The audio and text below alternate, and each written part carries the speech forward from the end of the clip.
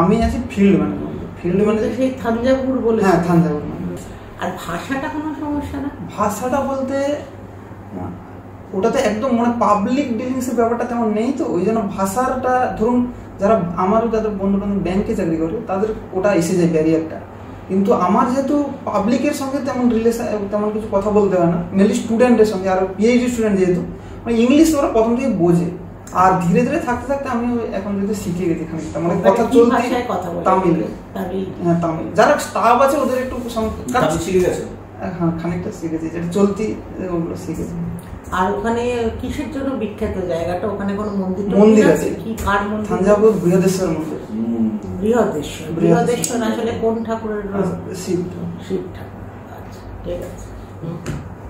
কে করেছিল একটু থাঞ্জাভুরটা? রাজা চোলা।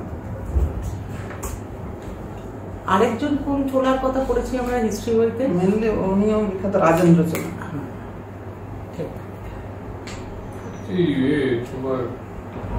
চোল রাজবংশ মানে থাঞ্জাভুরে যে চোলের তো অনেক কার্যক্রম আছে, ঠিক আছে, তার সঙ্গে তোমাদের মেদিনীপুরে যোগসূত্র আছে না?